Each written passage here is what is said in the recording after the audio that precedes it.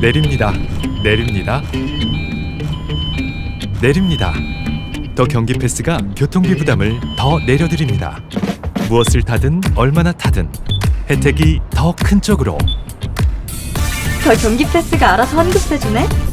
더 똑똑하게 교통비 내리는 더 경기 패스. 교통 혜택에 내일이 먼저 시작되는 경기. 저 이번에 내려요.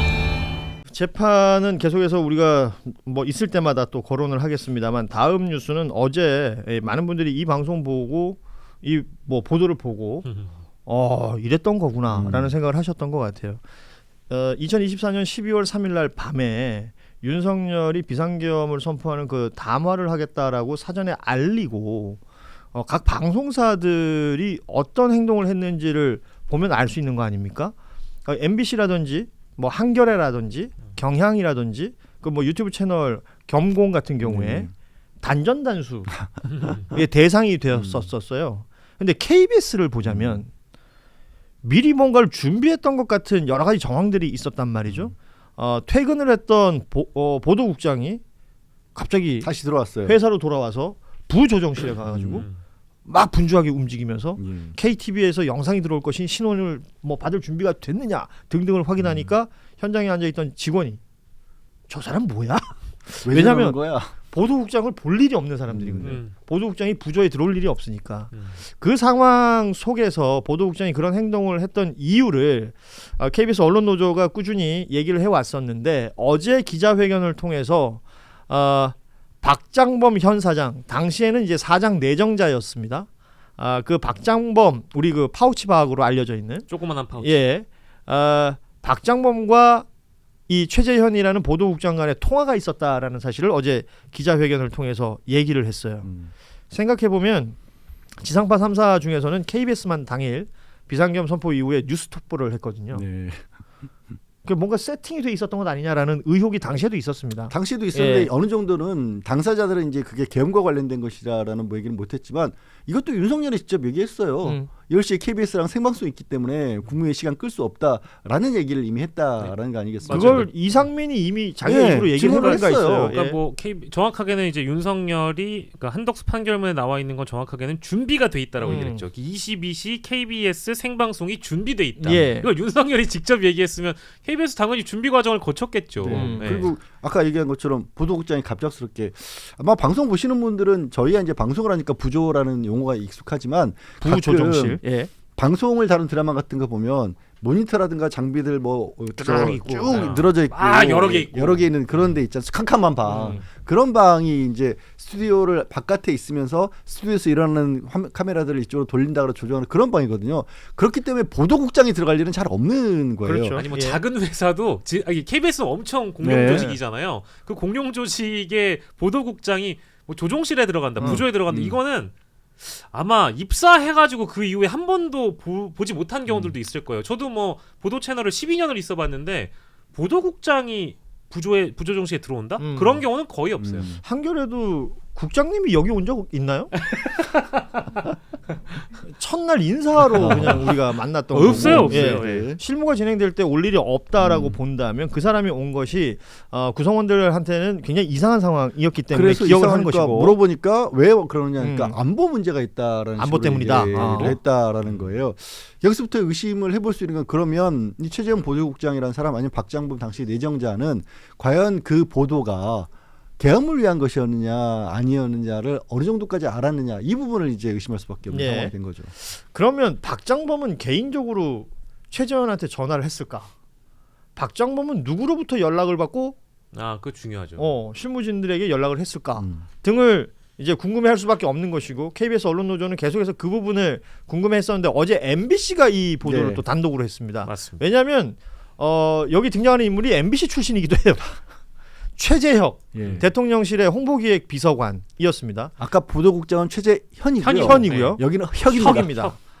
이 최재혁 비서관은 그 직전에 KTV의 이 방송기획관이었습니다. 그때 논란이 됐던 거는 뭐 김건희만을 위한 무관중 국악 공연을 했다, 뭐 황제 관람 뭐 이런 얘기가 나올 때에 그 해당 당사자이기도 했었고, 무엇보다 비상계엄을 선포하는 그 방송을 할 때 같이 배석해 있었던 네. 인물입니다. 그러니까 내용을 알 수밖에 없는 방송을 인물이죠. 갑작스럽게 한 게 아니라 예. 국무회의 아닌 국무회의를 진행을 한 다음에 갔잖아요. 어찌됐든. 그렇죠. 그러면 그 옆에서 그렇게 방송을 기다리면서 수행하다시피 한 사람인데 예. 그게 무슨 상황이 벌어지고 있는지를 모를래야 모를 수가 같이 없죠. 있었다라는 적어도. 것만으로도 그렇고 이제 이 그 최재혁이라는 사람은 윤석열 정부에서 굉장히 유명한 사람이에요. 뭐 이제 흔히 얘기하는 십상시 중에 한 명이었고 과거에 한동훈 전 대표가 이 윤석열 주변에 있는 사람들 중에 걷어내야 될 몇 사람으로 지목한 적이 있습니다. 그때 거론됐던 사람이 이기정, 강훈, 최재혁, 김동조 뭐 이런 사람들을 이제 여사 라인이라고 그렇죠. 딱 규정을 하면서 아까 이제 앵커께서 말씀 주신 대로 이 KTV 기획자를 하고 나서 뭐 그 이후에 또 무관중 행사로 김건희에게 어떤 또 사랑을 받았는지 모르겠습니다만은 그러고 나서 이제 홍보기획비서관으로 가게 되는 거거든요. 그러니까 이제 이런 맥락을 봤을 때는 가장 지근거리에서 대통령실의 상황을 볼 수 있는 사람이고 그 내부의 상황을 또 박장범에게 전달해줄 만한 공식 라인이라고 봐야 되겠죠. 그러니까 이게 내란 상황을 선전했다라는 사실관계가 확정이 된다면 이것만으로도 주요 임무 가담이 되는 것이고요. 그럴 수 있죠. 그리고 이제 윤석열 그 계엄의 내란 밤에 12.3 내란의 밤에 예. 있었던 부분 중에서 아직도 지금 뭐 소소하게 생각할 수도 있지만 넘어가는 것들이 도대체 그러면 그 국무회의에 그 국무위원들 불러 모으고 그런 포고령이라도 인쇄해서 나눠주고 유성길이 왔다 갔다 따라다니는 실무진들이 있었을 거 아니에요. 그 실무진들은 과연 언제쯤이나 그 사실을 알았을까? 그렇죠. 예. 그 부분은 뭐 수사를 한 적도 별로 본 적이 없고 수사 과정도 본 적이 없고 보도를 통해서 이제 거론된 바도 거론된 데도 없는데 그 사람들이 도대체 언제 알았고 또 이게 오전 10시도 아니고 밤 10시에 대통령이 갑작스럽게 뭔가를 일종의 생방송으로, 야근이잖아요. 야근. 예, 생방송으로 발표한다? 글쎄요. 뭐 아무것도 모르고 있었을까? 그러니까 이게 그냥 단순한 사건이 아니고 이거는 저는 제 개인적으로 내란 선전 선동 혐의라고 이제 볼 수밖에 없고 사전에 미리 인지했다면 당연히 이제 그게 적용이 될 수 있겠죠. 그리고 이거를 근데 이제 수사기관에 수사를 하다가 양쪽 다 무혐의를 줬다라는 건 그렇죠. 그 믿을 수가 없는 일이고 제대로 된 인식을 이제 수사기관 쪽에서 갖고 있었냐, 그러니까 더 딥하게 조사와 수사를 해야 될 부분인데도 불구하고 안 했다라고밖에 볼 수 없고 그리고 이게 이런 사례가 과거에 없었던 게 아니잖아요. 우리 세월호 당시에 이정현 홍보수석이라는 예. 사람이 KBS 보도국장한테 전화해가지고 와, 나 죽겠네. 뭐 이런 거 했을 거 아니에요. 그러니까 예. 보도 수정을 요구했다가 이거 법원이 유죄로 인정하지 않았습니까? 대한민국의 유일한 방송법 위반으로 입건된 사람이고. 그러니까 이게 방송법 4조에 나와 있어요. 그러니까 어허. 이미 방송 편성의 자유와 독립을 위반했을 때는 유죄를 준다라는 판례도 있는데 이거를 글쎄요 수사기관에서 무혐의 줬다? 경찰에서 이제 무혐의를 줬는데 이 부분을 특검에서도 사실은 특별한 그 혐의를 못 찾아서 KTV에 관련해서도 뭔가 진행된 게 없었던 거 아닙니까? 그러니까 이 부분을 다시 들여다볼 필요가 있는 것이 이 최재혁이라는 인물이 등장함으로써 대통령실과 박장범 간의 연결. 그러니까 박장범 현 사장은 당시에 내정자였으므로 방송 업무에 관여하거나 권한을 행사할 그 어떤 권한도 없는 상태였기 때문에 이것은 뭐 직권남용이다라고 보시는 분들도 있는 것 같고요. 지난번 국회 나와서 본인이 관련된 질의를 노정면 의원으로부터 받았었는데 그때도 별거 아닌 것처럼, 그러니까 근거 없는 의혹이라고 판단한다라는 표현을 썼었어요 당시에. 그리고 뭐 네. 수사 중인 사안이라 가지고 네. 제대로 답변 못할 것처럼 얘기했죠. 이제는 제대로 수사가 되어야 이 부분도 우리가 확인할 수 있지 않을까라는 생각이 듭니다. 근데 저는 이제 차제의 사실은 이제 KBS가 공영방송이고 지상파 방송이기 때문에 이제 많이 거론이 되는데 12월 3일에 내란이 발발하고 나서 사실상 정권에 줄서기했던 언론사가 KBS만 있는 게 아닙니다. 예. 언론 보도를 두루두루 찾아보시면 사실상 정권에 부역했던 언론사들이 분명히 있어요. 꼭 지상파가 아니더라도 시민들과 국민들의 눈과 귀를 가리려고 했던 그 방송사 내부에, 언론사 내부에 그런 권력이 있었거든요. 예. 기득권에 기생하려고 했던 언론인들이. 그런 사람들을 사실은 언론사 스스로가 좀 자정을 해야 되는데 아하. 그거를 지금 1년이 넘는 기간 동안 했다는 언론사를 제가 찾아보기가 좀 어렵습니다. 그래서 그런 것들은 차제에 KBS가 거론될 때 다시 한번 노조 쪽에서 좀 힘을 써주시길 바랍니다. 그러니까 본인이 몸담고 있었던 언론사도 포함이 되는 건가요? 그렇습니다. 네, 저는 그렇다고 생각합니다. 예, 당당하게 얘기하겠습니다. 알겠어요. 예. 이제는 뭐 관계가 많이 소원해졌나 보죠? 이미 소원했는데 관계가 없죠. 안 예. 남아있죠. 아예. 알겠습니다. 자, 오늘 2부에 또 함께하실 두 분이 들어와 주셨습니다. 한겨레 논설실 권태우 실장 오셨습니다. 어서 오십시오. 안녕하세요. 네, 반갑습니다. 그리고 신인규 변호사 함께합니다. 어서 오세요. 네, 안녕하세요. 신인규입니다. 우리 박영실 평론가 지금 가야 돼요? 좀 더 있을까요? 예, 있어요. 네. 네. 자, 다음 이야기로 좀 넘어가도록 하겠습니다. 지금 뭐좀 위력을 알아서 빠질 때 슬쩍 빠지더라도 이제 아니죠. 오늘 예. 오윤혜 씨가 없기 때문에 예. 두 분 강제로 표현해주세요. 그러는 것 같아요. 예, 그렇습니다. 예. 어? 괜찮지? 슬쩍 빠지겠습니다. 나이 좀 슬쩍, 먹었다 예. 그러는 거 슬쩍. 아니에요, 사람이. 괜찮아요. 예. 제가 뭐 먹어봤자 얼마나 먹었다고 그러세요? 많이 내일모레 드셨잖아요. 환갑이신 분이. 아이고 참. 예. 자, 다음 이야기 좀 가보겠습니다. 네. 윤석열의 그 체포방해 혐의 등의 1심 선고가 징역 5년 나왔죠. 이 관련해서 또 들여다 봐야 되는 것이다라고 지금 지적되고 있는 것이 당시에 체포방해에 함께했던 현장으로 달려갔던 국민의힘 소속의 45명의 국회의원들을 얘기하고 있습니다. 그런데 내란 특검에서 이 45명의 의원들에 대해서 무혐의 결론을 내렸다라는 얘기가 들려오고요. 그 근거로 삼은 게 그거예요. 채찍 영상을 보면 이 의원들이 뒷짐을 지고 뭐 경찰과 접촉을 피했고 뭐 물리력 행사를 하지 않았다라는 것이 근거가 됐다고 하는데 지금 들려오는 얘기로는 당시에 현장에 있었던 김기현 의원 판사 출신이죠. 뭐 알려줬다는 거 아니에요? 다른 동료 의원들한테 법적 시비 피하려면 뒷짐을 져서 몸싸움 하지 말고 욕도 해서는 안 된다.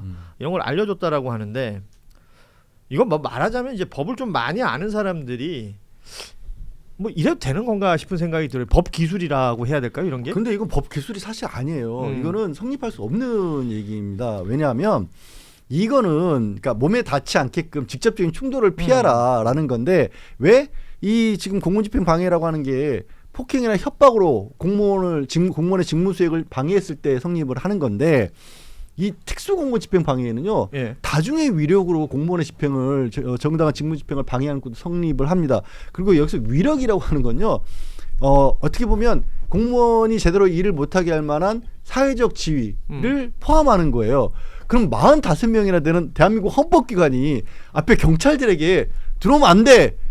저는 이거는요 그냥 판례에 명시되어 있는 법조문에 저촉하는 거예요. 지금 김기현 의원이 이 자기 의원들한테 얘기를 했던 법적 조언은요 그냥 저 같은 일상 나부랭이들에게나 통하는 얘기인 거예요. 예, 저분들한테는 본인을 나부랭이라고 또 저분들하고 다르잖아요. 사회적 지위가. 지금 저희 제작진이 띄운 저 45명 뭐 한동안 계속 회자됐던 이미지이기도 합니다. 오마이뉴스 이미지를 저희가 지금 쓰고 있는데 신인규 변호사는 어떻게 봐요? 이 45명 의원들에 대한 판단. 근데 저는 이제 법이라는 게 국회의원들은 법을 없앨 수도 있고 만들 수도 있고 바꿀 수도 있는 사람들 아니겠습니까? 예. 그런 권한을 가졌다고 해서 법 적용에 있어서 절대 열애가 되거나 어떤 성역이 돼서는 안 된다. 전 그건 먼저 말씀드리고 싶고, 그러니까 평등하게 법을 적용해야 된다. 예. 그런 차원에서는 지금 봐줘도 너무 봐주고 있는 거거든요. 사실은 이 지금 윤석열 씨의 행위가 내란인지에 대해서 자꾸 국민의힘 쪽에서 뭐 내란 아니다, 뭐 법원 재판 보자 이런 소리를 했기 때문에 이제 1심 재판 나왔잖아요. 그럼 위로부터의 내란, 이 친이 쿠데타라는 걸 이제 전제하고서 우리가 논의를 하자면 국민의힘에서는 최종심까지 봐야 된다는 얘기를 하고 있습니다. 뭐 이제 그런 얘기를 하겠지만 이제는 정치적으로는 충분히 내란이라는 말을 써도 이제 저 사람들이 아무 말을 이제는 또 하기 어려운 그런 상황인데, 그 차원에서 보면 내란 수괴에 대한 체포 필요성, 이걸 막기 위해서 국회의원들이 가가지고 몸으로 막은 거 아닙니까, 인간띠로. 그래서 예. 이게 특수 공무집행 방해가 성립이 되는 거고, 더 나아가서 내란의 선전선동은 최소한으로 잡아도 성립될 것 같아요. 예. 왜냐하면 마이크 잡고 그렇게 떠들어 제꼈기 때문에 내란범을 옹호하는 사실상의 선전선동의 혐의는 저희가 적용이 돼야 되는 거 아니냐. 그래서 저는 지금 저 의원들에 대해서 무혐의로 이렇게 사실은 내란 특검도 이제 봐주기식으로 좀 국회의원이니까 조금 특수성을 인정하고 특수한 지위 때문에 범죄 성립에 있어서는 아주 엄격하게 적용을 해서 네. 죄가 안 된다 지금 이러고 있는 거기 때문에 저는 국회의원이라고 해서 오히려 법을 더 잘 지켜야지 그렇게 특혜를 받는 위치로 가서는 절대 안 된다. 저는 아까 그렇게 생각합니다. 최종심 이런 얘기를 해주셔가지고 저는 뭐 법률가는 아닙니다만은 그냥 어떤 비판의 기준이나 형평성 차원에서 봤을 때 국민의힘 의원들이 이제 이재명 대표가 과거에 어떤 재판에서 1심에서 유죄를 받으면 정계 은퇴하라는 식으로 이제 막 요구를 했었거든요. 그러면 본인들은 뭡니까? 지금 1심 결론이 유죄가 나왔으면 그 부분도 인정할 줄 아는 동일한 자세를 지녀야 되는데 본인들 사안에서는 그런 모습 보이지 않는 거죠. 사형이 구형됐을 때라든지 한덕수 정청이 뭐 23년 받았을 때라든지 그리고 앞서 얘기했던 그 체포방해 혐의 등으로 이제 5년 선고받았을 때라든지 국민의힘에서는 나온 공식 입장이라는 게 없어요. 그러니까 지금 이 국민의힘의 정당이 이런 모습을 보여주고 있다. 그 오마이뉴스가 재밌는 기획 취재를 했더라고요. 1, 2차 체포가 진행됐던 그 순간에 지금 45명의 의원을 얘기했지만 이제 현장에 갔던 50명의 의원에게 총 7일간 꾸준히 질문을 했다고 합니다. 1년 전 윤석열 체포 저지 아직도 정당하다고 생각하느냐, 그리고 1심 판결 어떻게 보고 있느냐 등등의 질문을 했는데 50명 중에 1심 판결, 그러니까 법원의 판결을 존중한다 혹은 잘못됐다라는 어떤 입장을 낸 사람, 답을 준 사람 딱 3명 있었다는 거예요. 권영진, 김희상, 강대식 3명의 의원이었다고 하고, 그리고 나경원, 김민전, 이인선 의원 등은 부당한 체포 영장 집행이었다. 그러니까 공수처가 수사를 하고 체포 영장을 집행하는 건 위법하다라는 입장을 내긴 냈다고 합니다. 그러면 남는 사람이 44명이 남잖아요. 44명 중에서 39명은 아예 답을 안 했답니다. 이거 어떻게 평가하십니까, 우리 권태우 실장께서는? 답을 할 수가 없죠. 그리고 답을 할 수가 없고, 지금 저희 아까 그 화면을 보면 알지만 굉장히 옹색해요. 사실. 그리고 이 국회의원 그 전 1월 6일이었는데 예. 국회의원들이 간 날이, 그날이 1차 영장 집행 마지막 날이에요. 그렇습니다. 그러니까 애초에 국민의힘 의원들은 이날을 마지막 날 이걸 막으면 일단 영장 집행이 이제 1차가 안 된다. 좀 만료가 되니까 그걸 염두에 두고 갔고, 그리고 바로 그 전날 그 윤석열 쪽에서 서부지원에다가 이제 영장 집행 무효를 신청했는데 그 기각됐어요. 그렇죠. 그러면 이게 합법이라는 거를 법원에서 합법이라는 게 판단을 한 법원이 거죠. 판단된 예. 건데 그 앞에 와서 불법이네 얘기하고, 그리고 뭐 팔을 뒷짐지고, 그건 사실 좀 꼼수고. 그래서 사실 물론 모르겠습니다. 저걸 이제 법적으로 어떻게 적용될지 모르지만 최소한 정치인이라면 지금은 정치적인 책임을 져야죠. 만약에 그렇다면 진짜 나경원 의원처럼 이거는 뭐 우리 잘못한 거 없다라고 하든지, 예. 계속해서 그 주장을 하든지. 그것도 아니고 지금은 아무 입장이 없다는 게 지금 입장이에요. 국민의힘의 공식 입장이. 아니 근데 입장이 정치라는 없다는 게. 거는 힘으로 하는 게 아니라 말로 하는 거잖아요. 음. 근데 국민의힘은 지금 거꾸로 하고 있어요. 그러니까 힘으로 하는 것 같아요. 뭐 한동훈 대표 몰아내고 본인들의 위력을 과시하면서 결국 말해야 될 때는 말을 하지 않거든요. 그러니까 이건 너무나도 비겁한 처사고, 그런 식으로 본인들에게 불리한 주제에 대해서 말 안 할 거면은 정치를 하지 말아야 되는 거 아니냐. 저 국민들의 눈높이에서는 아마 그런 비판이 가능할 것 같습니다. 저는 내란 특검이 이제 이유를 들었던 게 이제 뭐 뒷짐지고 네. 뭐 신체적 접촉을 피하고, 그 얘기를 듣는데 옛날에 저 프로야구 감독들이 심판한테 항의하러 올 때 꼭 그렇게 뒷짐을 지고 나오잖아요. 그러니까 배를 이렇게 내밀면서. 치기도 하고. 예. 아니, 그게 그거는- 이제 법조인들이 어떤 저 조언을 얻은 거지. 아니야, 진짜 그거는 그 관계에서는 맞아요. 그런 관계에서는 그렇게 했을 때 피할 수 있는 갈등을 피할 수 있는 건데, 다시 한번 말씀드리지만 저들은 국회의원이다. 대한민국 그래. 국회의원 45명이고 앞에 경찰들이 서 있었고요. 좀 엉뚱한 예지만 그 내란의 밤에 국회의원들 못 들어가게 국회를 막았을 때 네. 신장식 의원 같은 경우에는 누가 대한민국 국회의원을 막냐고 하니까 막았던 경찰들로 어쩔 줄 몰라 해서 대통령이 계엄을 선포했는데도 갈라섰어요. 그게 국회의원이에요, 사실은. 우리 그렇게 보잖아요. 예. 일반인이 지위가, 거기 그 판례가 사회적 지위, 경제적 지위에 의한 것도 위력이라고 들어간다고 판례가 있어요. 그게 맞아요. 그러니까 뭐 사실은 더 엄격하게 적용해야 될 부분을 내란 특검이 너무 물렁하게 본 것 아닌가. 뭐 자연스럽게 비판이 나올 수밖에 없는 상황인 것 같습니다. 내립니다. 내립니다. 내립니다. 더 경기 패스가 교통비 부담을 더 내려드립니다. 무엇을 타든 얼마나 타든 혜택이 더 큰 쪽으로, 더 경기 패스가 알아서 환급해주네? 더 똑똑하게 교통비 내리는 더 경기 패스. 교통 혜택에 내일이 먼저 시작되는 경기. 저 이번에 내려요?